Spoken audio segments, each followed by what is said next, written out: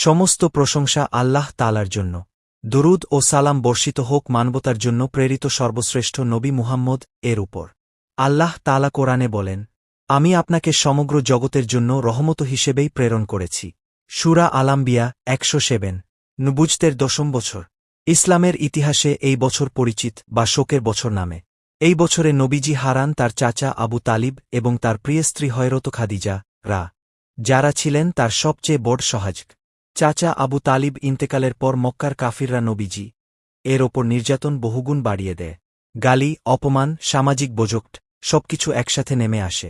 এই কঠিন সময়ে নবীজি চিন্তা করলেন, যদি মক্কার মানুষ না শোনে, তবে হয়তো অন্য কোনো শহরের মানুষ আল্লাহর দাওয়াত গ্রহণ করবে। এই আশায় নবীজি মক্কা থেকে প্রায় 60 কিলোমিটার দূরে তায়েফ নগরীর উদ্দেশ্যে রওনা হলেন। তার সঙ্গে ছিলেন তার দত্তক পুত্র হযরত যায়েদ ইবনে হারিসা। তায়েফে পৌঁছে নবীজি সেখানকার 3 জন প্রভাবশালী নেতার কাছে আল্লাহর দাওয়াত পেশ করেন, তাদেরকে ইসলাম গ্রহণের আহ্বান জানান। কিন্তু তারা দাওয়াত গ্রহণ তো করেইনি, বরং নবীজি কে কটাক্ষ করে বলেছিল, আল্লাহ কি আপনাকে ছাড়া আর কাউকে পেল না? তারা এখানেই থামেনি। তারা তায়েফের দাস ও শিশুদের লেলিয়ে দেয় নবীজি এর পেছনে, যেন তারা তাকে অপমান করে। নবীজি যখন তায়েফ শহর ছেড়ে বের হচ্ছিলেন, তখন রাস্তার 2 পাশে দাঁড়িয়ে লোকেরা পাথর নিক্ষেপ শুরু করে। একটির পর একটি পাথর এসে নবীজি এর শরীরে আঘাত করতে থাকে। তার পবিত্র পা রক্তে ভিজে যায়, জুতা ভরে যায় রক্তে। হযরত যায়েদ নিজেকে ঢাল বানিয়ে নবীজি এর সামনে দাঁড়ান। তার মাথাজো পাথরের আঘাত লাগে, তিনি আহত হন।